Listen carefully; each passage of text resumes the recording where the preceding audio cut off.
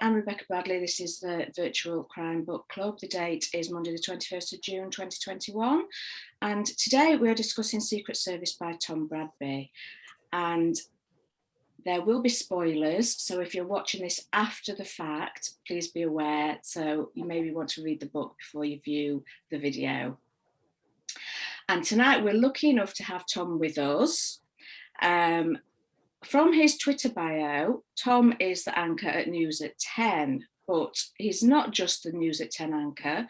He's also written 9 thrillers. Recently, the Kate Henderson series, which starts with Secret Service, which is a book we've read most recently this month.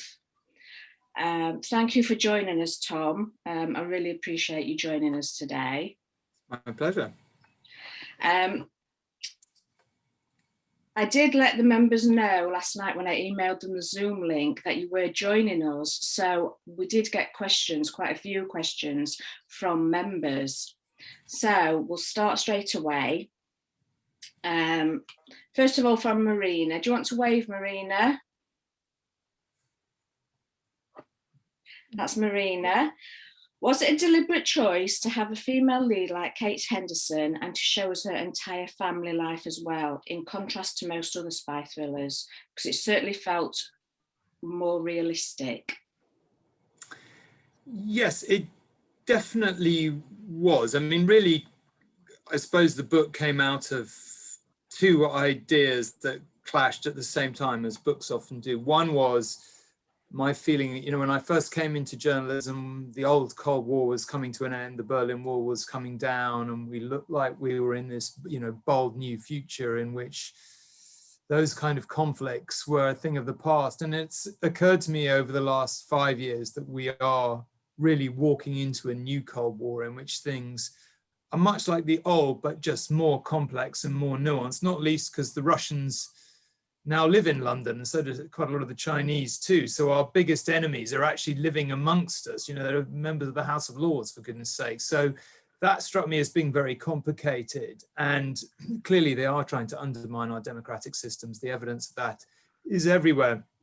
So I just thought, imagine if you were the mid-ranking MI6 officer who was dealing with the nuclear weapons grade intelligence that the Prime Minister might actually have been blackmailed or bribed into working for Moscow. That just struck me as a fascinating idea for a thriller. And then I thought, I really want to make that MI6 officer like the MI6 officers I've met over the course of my career, who, you know, real people who are men and women struggling with kind of family issues. So, you know, as you know, Kate, that's why I thought, okay, a mother with dementia, you know, unruly teenage kids, that's the world that a lot of us have lived through. And we've all tried to have to get on with our jobs while wrestling with that at home. And that just seemed to make her a much more real and interesting character. And therefore, actually, I felt make the dilemma she was wrestling with at work much more real, not least because it introduces the possibility that she might be bringing threat home to her family life by pursuing this. And that struck me as very interesting. Brilliant.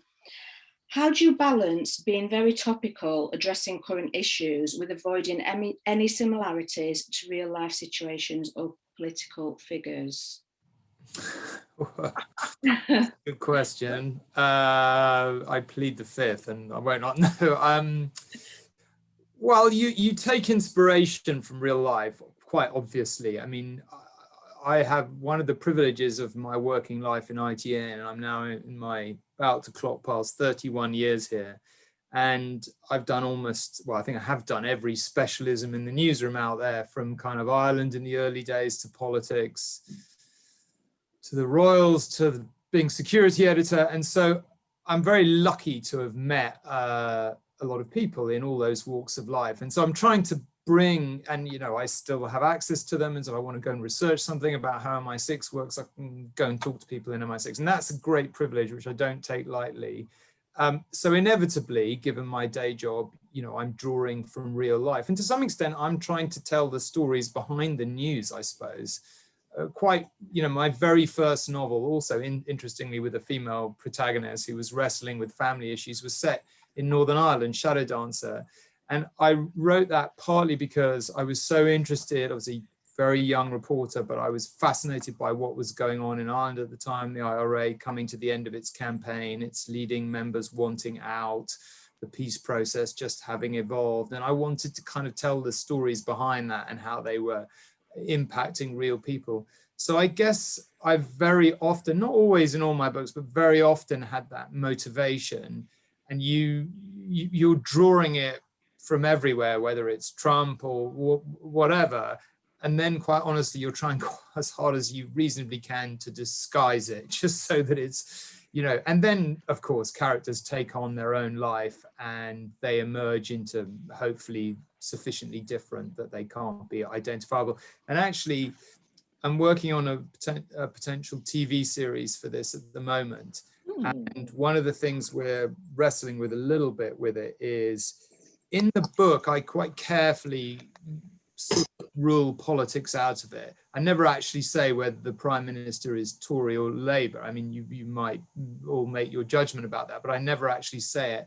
And we're sort of wrestling in the TV version about whether that's really possible and rapidly concluding that it isn't. So hopefully when the TV version, you know, gets made, and unfortunately I can't say who it's for or how far it's got, because that's just the way of these things until they're announced. But I think possibly that will be more obviously set in the real world, you know, where the books are a little bit one step removed. That's great. I look forward to watching that when it's on. So do I, if we get there. They're very slow, aren't they? These things. They're very slow. Not as slow as film. I'm sort of making I've been trying to do a couple of films of some of my other books. I've made a film of one of my books, Shadow Dance, and I've been trying to do two others, and they're both getting there, but it's very slow, very slow indeed. Yeah. But that's fine. It's just the way it works. It's odd when you're used to the news industry. You have to, which is very rapid, I imagine. Yeah. Following on from that, has your career as a journalist been a help or a hindrance in this respect?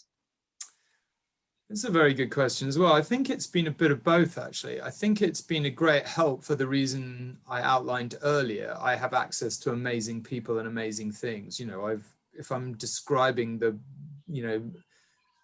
head of MI6's dining room on the top floor, well, that's because I'm lucky enough to have had breakfast and lunch and dinner on occasions in there. So, you know, there is a real privilege to my job, and that's been fantastic. And I have a lot of access to information and people. I think it is sometimes, you know, there is sometimes an element that if people, and if I don't really blame people, but I think sometimes if you're wandering into a bookshop and you're seeing a book by somebody you know off the TV, you know, there is a temptation to think, oh, he or she is a TV person and I'm not going to take them seriously as a writer. So I think, you know, I'm hoping, this is my 9th book, you know, my 10th is going to be published next May. I do a lot of screenwriting as well. I've had, you know, a few things made. We'll hopefully get quite a few more things made. And I hope at some point people accept, you know, and I've been writing for as long as I've started writing my first book 25, 26, 27 years ago. So I feel like hopefully people are beginning to form a judgment on me as a writer, but I think it does take a long time. You know, there's a lot of TV journalists who turn their hand to writing, and I'm not saying one shouldn't take them seriously, but, you know, it takes a long time to convince people that you're really serious about this. You mentioned in the book that you collaborate with your wife when writing. Can you tell us a little bit more about how this works?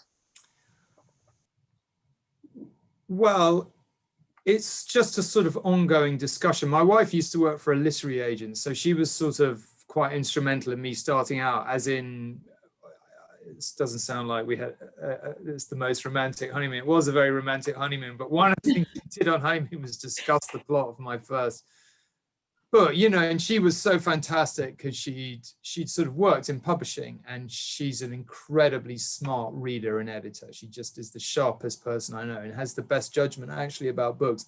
You know, if she recommends a book, I always enjoy it. And if she says don't bother, and I sometimes go ahead and read it, I almost always don't. She's just one of those people that she reads a heck of a lot, and she has very, very good reading judgment. So what that really translates to is that she's an incredibly good editor. She's very good at character development. So it tends to be that I sort of do a plot and then we talk about it and she interrogates the character dynamics. And then as we go forward, she's sort of almost like, well, she's a partner in it, really. We talk about it, we talk about the characters, how they're evolving. She reads it at every stage, she edits it. I do pretty much all the writing, but it's very much a kind of, particularly if you're writing across the gender divide, which I like doing because I think it's interesting. But it certainly helps to have somebody who's on the right side of the gender divide helping you. Yeah, brilliant. Right, from me, writers are often called plotters or pantsers. Do you understand those? I don't know. No, I don't actually. What's that? Oh, right. Plotters are those that outline their novel from start to finish, and right. Pantsers are those that work from the seat of their pants, just sit at the laptop and start typing. Which camp do you fall into? Definitely. Well, probably a bit of both, but definitely not a fully fledged plotter. I certainly have spoken to writers who have worked everything out down to the last detail before they open their laptop. And I can't understand that. I can only think they must be a lot brainier than me, because there's no way I can hold a whole unwritten novel in my head. And also that there's a kind of magic when you sit down and start writing and then the characters come to life, and I bet every writer says this and it's monumentally pretentious, so excuse me, but your characters sometimes do things you didn't imagine and say, the words come out, you find yourself writing them to say things which you didn't really ever imagine they would say. So that's the kind of fun in the process, that you get a bit lost in it and it takes on a life of its own. What I will say is that I think with thrillers, and I know this because I spent, certainly in my early novels, a great many drafts went in the bin, almost completely in the bin. Certainly Shadow Dancer and the next couple of novels, certainly the second one. I mean, the second one, actually, I think there were 2 or 3 complete drafts that just went in the bin and I started again. And what I really discovered in that process is how important structure is to a thriller. And if you don't get the structure right, you can write 80,000 words and it just doesn't thrill. It's just not a thriller. Maybe you've all read ones like that. And I think it's got more and more common, not to criticize anyone, but particularly often you can see publishers quite like a kind of big concept novel. Someone's had an idea, they come home and find all their family are missing or whatever it is. And you can see it's a brilliant idea and it starts fantastically. And as a writer, I think I've got the horrible feeling this writer's got no idea how this all comes together or ends. And then all too often you find, yep, they really don't. And I find that really disappointing. And I think to some extent how you end something is does the end, I've just, Secret Service is obviously the 3rd novel, but it's a trilogy, as you said, and I've just finished and published the 3rd, Triple Cross. And the thing I'm most pleased about is that I felt like it ended, even though the end was only a kind of distant thought. When I sat down to write the first one, I kind of was really pleased that the end I had at the back of my mind really did work.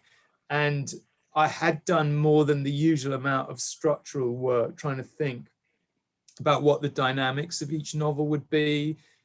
And I really love it. TV series like Line of Duty have their faults, I think, but what I really love about them is the way, in that case, Jed Mercurio, the writer, in each new series, he basically says to you, everything, those assumptions you made in the last series, well, I'm gonna suggest to you that you jumped to a few too many conclusions. And that's, if you can pull that off as a writer, I think that's very satisfying. Sometimes things keep going too long and it gets a bit ludicrous. And, there are 1 or 2 TV series where you think, I know this is a big success, but this just doesn't make any sense anymore. But I think if you can pull that off, it's great. But it requires that does require a lot of plotting and thought and work. And if you fly by the seat of your pants too much, at some point you come unstuck and people get to the end and they're like, well, that just didn't make any sense. And that's very dissatisfying. Yeah, I've read all 3 of the Kate Henderson books actually, and I thought it ended so far really, really well. I'm keeping my fingers crossed there's going to be more. Well, I think there will be one day. I'm writing a few different things in the next couple, but I think I will come back to her because I really liked her as a character, and I feel like it's the first time actually I always tended to the idea of writing standalone novels because I always wonder whether characters have more than one interesting landscape to cross, if you know what I mean. When, you know, part of the joy of a novel is a character crossing that landscape, and they've got the internal journey and the external journey, and if it works really well, there's a poetry in it. And I always worry if you repeat it that it's going to feel like a repeated journey. And I really hope that with those 3 Kate Henderson ones, I hope I didn't do that, and I only definitively decided to write each novel. You know, I thought I would write a trilogy, but I only wrote the second one when I'd finished the first, and I felt like I had a really strong idea, and ditto with the third. So I didn't want to feel that I was, you know, stretching it too thin. And I do sometimes feel if you keep a character coming back and back, which I know people love, but I sort of worry that the journey gets less interesting. But so far with her, I've really enjoyed it, and I don't feel that, so hopefully you don't either if you've read all 3. No, loved her. We've done 15 minutes, Tom. I don't know what you like for time. We've got another 2 member questions. 5. Why don't I do another 5 minutes, and then I probably better go and do the news, if that's okay. Yeah, all right then, that's great. I'll probably do 1 then. So I'll keep my answers brief, that'll help. what, if anything, do you find difficult about writing from the point of view of a female protagonist? And that's from Sue. Is Sue here? Sue, hello, Sue. Hello, Sue. I don't actually feel, I mean, you might well say there are things that I find difficult when you read it. I didn't feel when I was writing it that I found things difficult. I was an only child growing up. My dad was in the Navy, so he was always away. So I was like me and my mother most of my childhood. So I've always hoped that I'm relatively attuned to a female point of view and mindset.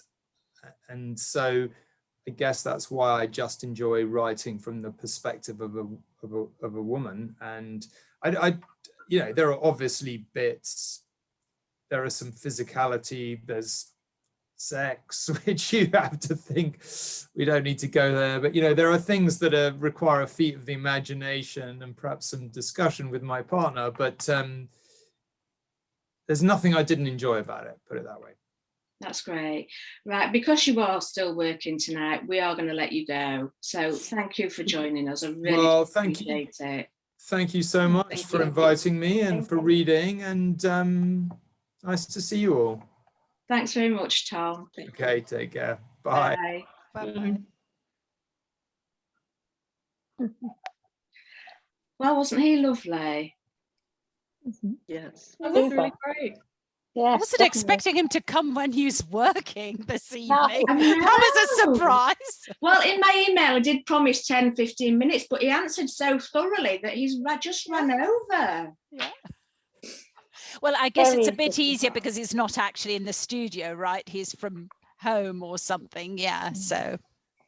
Yeah. Sorry, Sue, I didn't get to your 2 questions, but he just talks so that's much. okay, because That was really interesting. he it's all right. It's I thought what he was very down to earth and not pretentious or you know, any of the things that you might expect him to be, given what he does for a living and what his career has been, never mind what he's done as a novelist.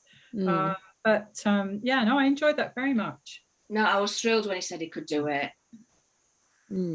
I think it's interesting. It's probably because he started writing when he was, you know, starting out as a journalist by the sounds of it, if he's, you know, about 27 years ago. So I think that might be a difference. He wasn't the sort of like, okay, now I've got famous off TV and I've decided I quite fancy writing a book, right?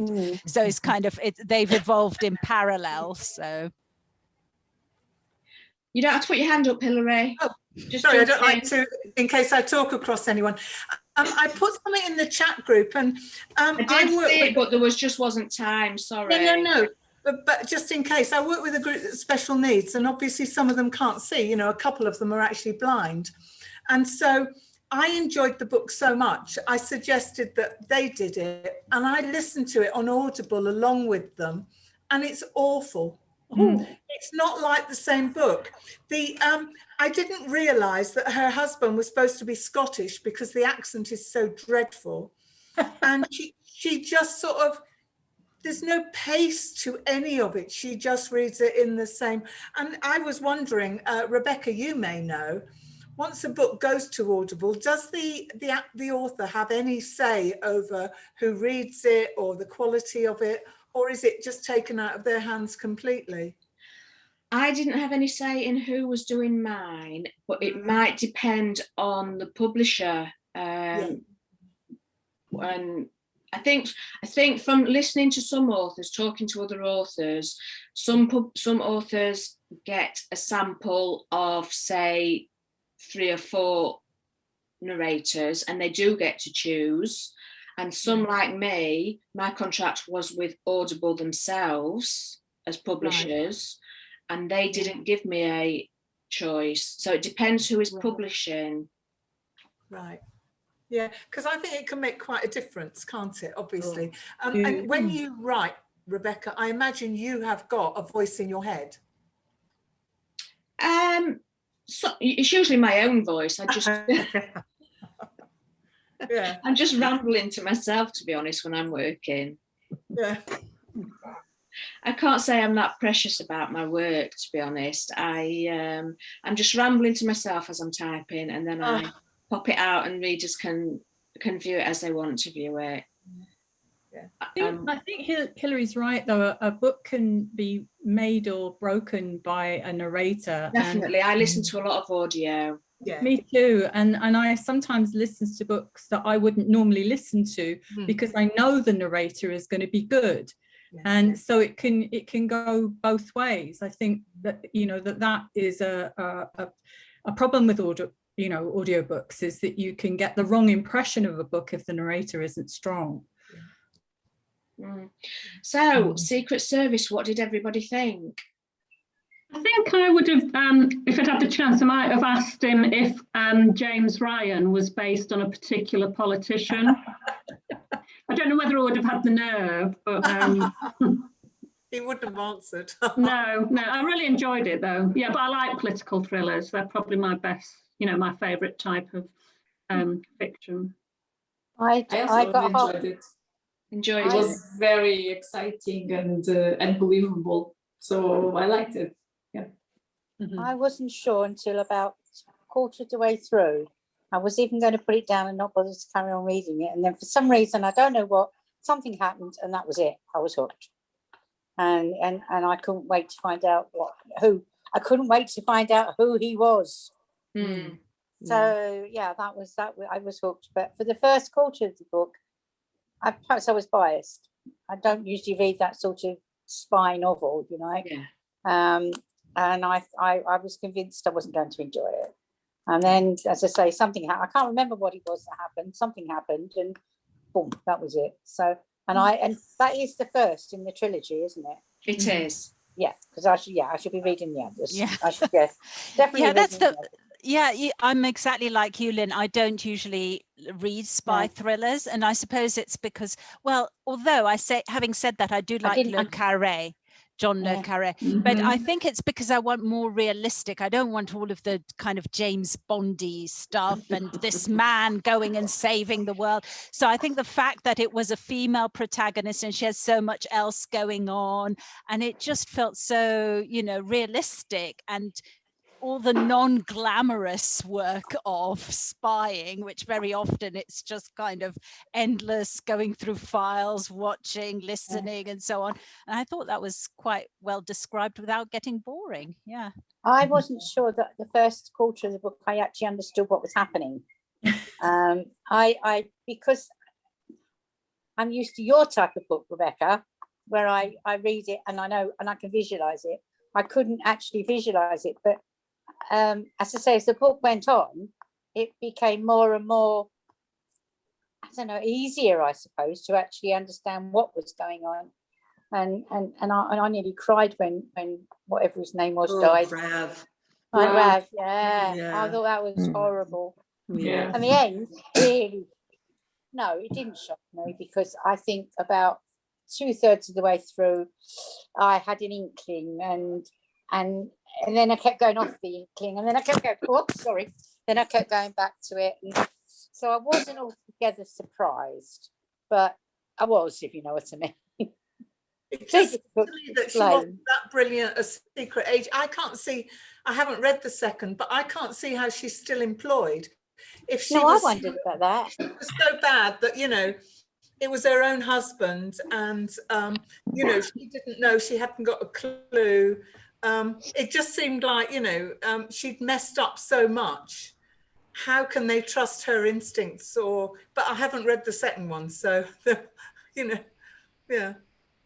I wondered that how she could carry on, having sort of had a traitor in the family, as it were.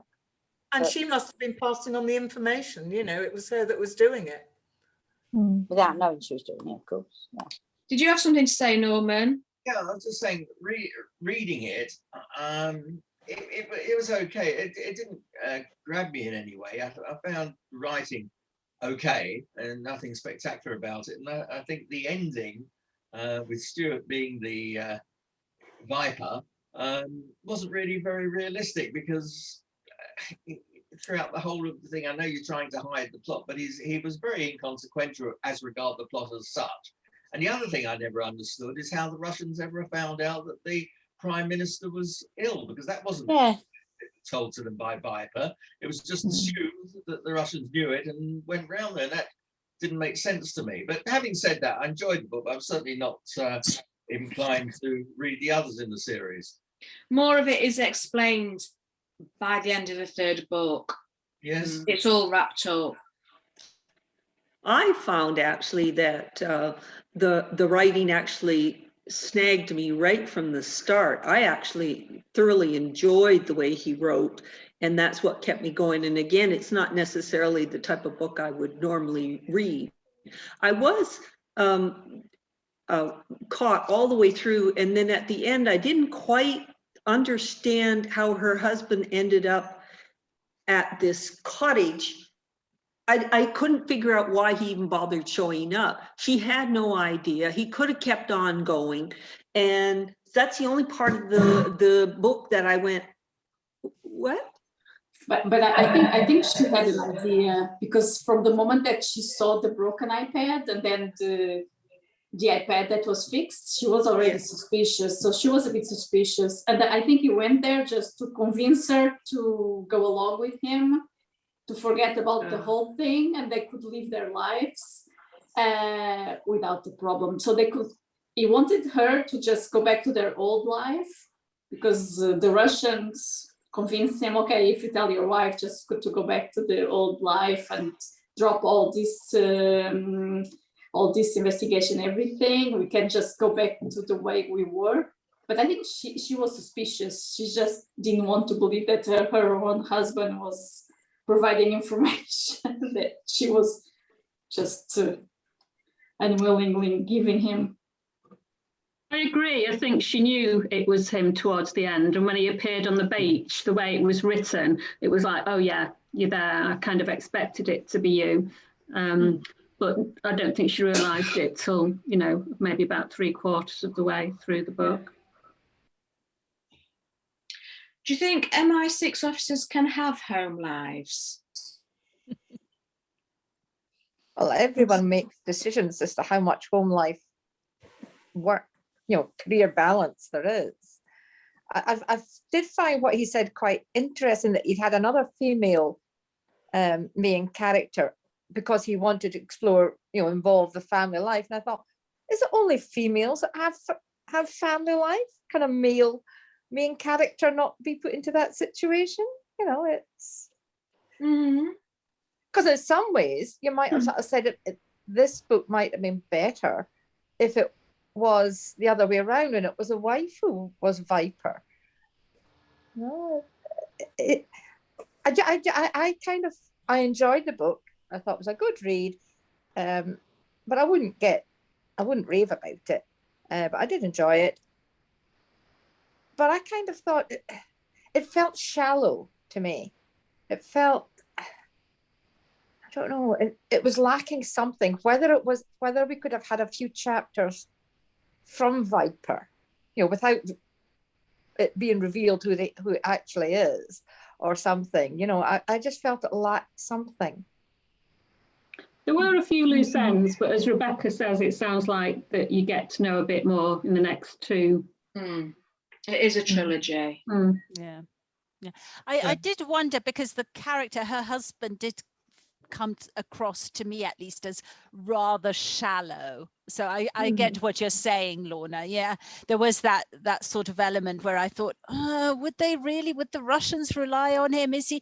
And then I thought, actually, maybe his role, because he's supposed to be this person that takes care of this candidate for prime minister, actually maybe his role is to undermine her, and he's supposedly her helper and her strategist and whatever, her publicist, but actually he is helping to put the other guy in the prime minister's chair, and that's his only role, rather than necessarily giving all the secrets that his wife is supposed to be, because they weren't necessarily really discussing her work. It didn't emerge from the book. So I don't think, other than where she happened to be maybe occasionally on location, but other than that, she wasn't discussing her work. No, she was only giving a brief outline.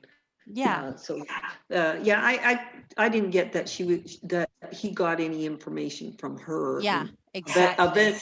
Any valid information. But she did tell him that they were just watching a boat where the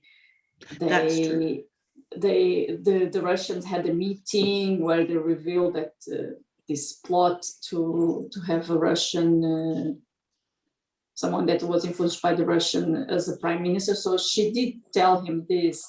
So I think if he passed the information, it would be very easy for the Russians to know exactly which boat and which meeting this was all about. And then she did tell him that she was going to Greece, I think.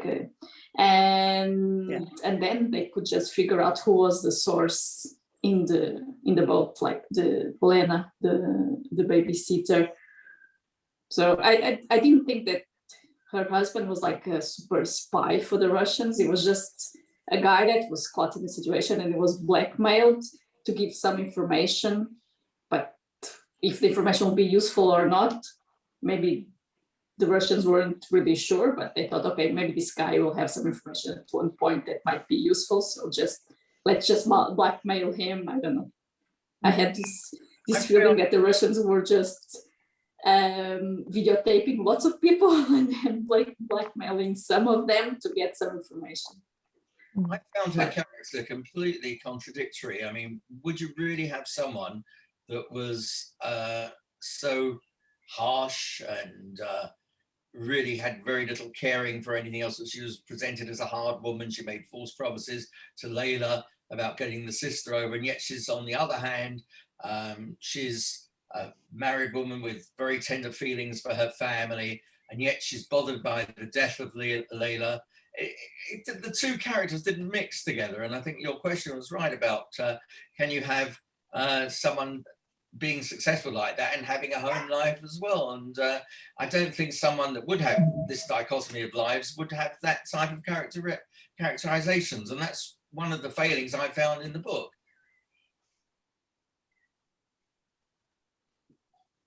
How did you feel when she pushed Layla into planting that bug, because she was very different to the person she was at home? Did it change how you felt about her? I really disliked her at that stage. I really disliked her, and it was this whole thing about her daughter was virtually the same age, and and Layla, and she seemed so focused and quite uncaring, really. I warmed to her as it went on, But when things were happening to her, I really didn't care because I thought she was a very hard woman. Yeah.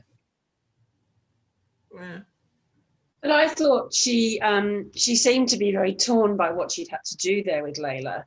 I thought probably in contrast to that, I thought it showed her quite well. She had to make some really tough decisions for her job, but she hated what she had to do at the same time, and she was really conflicted about it and really distressed by what she'd had to do, I thought. But it was her idea and her choice. She wasn't told to do it. She chose the girl, and it was her idea to do that. It wasn't as if she had to do it.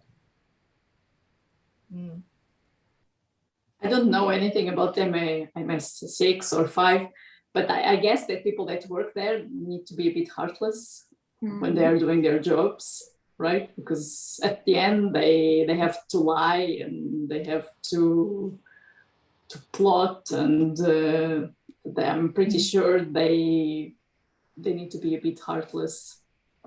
Yeah, I was wondering how it would compare with if it were a man doing that, and are we more forgiving, or do we expect a man to be more heartless and to do his job in a professional way, you know? Or is it because we're more used to seeing a man in doing that kind of thing in a spy thriller? Well, as somebody who had a fairly serious job, but came home and was a loving mother and wife, I can say that there were two different sides to me. It's like putting on two hats, Norman. There were literally two different versions of me. I'd go to work and be one version of me, and then come home and the family would see a different version of me. And I imagine that is what somebody like Kate would do. I didn't find her particularly warm at home. I found that she really was the same character, really, at home and at work. I thought the husband was much more of the warm parent. Right. So we've got a mixed bag here then, half and half loved it and half are a bit not really about it. So what, were you satisfied with the ending? A bit unsure about the ending. Like I said, I found the ending just a little weak. I found the whole book rather strong, and then I felt like he just kind of dropped the ball at the end. But I would pick up the second book. I really enjoyed the way he wrote. And I'm also, I'll probably pick up the second book because as some of you have said, it's like, how can she continue working after such a scandal? You know, I have to find out how is she going to get out of this? You know, she's been put into a corner. How does she get out of it? I think it's hard with the ending, sorry, because I knew it was part of a trilogy before I started. So I always knew that something would have to be left unresolved to continue on. So. Other characters, Ian Granger and Sir Alan, what did you think of them? Very stereotypic. I mean, really, they didn't present themselves as the characters that would have the type of power and experience they had. They seemed petty to some degree, and I just can't see people of that character, Sir Alan and Ian, getting to the positions they got to if they were like that. They weren't believable, in my opinion, anyway. But then again, looking at, you know, I don't want to get all political, but looking at how some people keep failing upwards, you know. That's the civil service, I suppose. If you know good, you get there it's more, there it's more life and death situations. I suppose you can't fail too many times. So who's going to be reading the next book in the series? I think I will. I don't really read thriller or spy books or political books, but I quite enjoyed it. I read it very fast, so I think I will read the second one. And I also bought your book, Rebecca. I bought Shallow Water, so I'll be reading this next, so I might have some questions for you. Oh, thank you very much. I do Afterwards. hope you enjoy it. Yeah, I just bought it. I got it in my Kindle. I know I agree. I don't think care what readers think, but I do if I know them. I agree. I think I'd read Rebecca's book before the second one of this. I mean, I do like political thrillers. I liked this book. I wouldn't say I loved it. I might read the second if I could borrow it from the library rather than buy it. But yes, I would prioritise your book, Rebecca, before the next two of these. Thank you. Very kind. Anybody got anything else they want to say about Secret Service? No. It was great that you managed to invite him. Thank you very much. Yeah. It was very Yeah, that interesting. was great. Thank you. Good Very job. good Thank of you. him to come. I'm glad you enjoyed that. I was really pleased when he said he could do that. I was, Yeah, it was great. especially as he's in the middle of a working day still. And you did use some detective work yourself by the sound of it. Yes, it wasn't easy. He's not online. He's not contactable online. So yes, I was really pleased when they got back to me and said he could do it. Okay, I will stop the recording.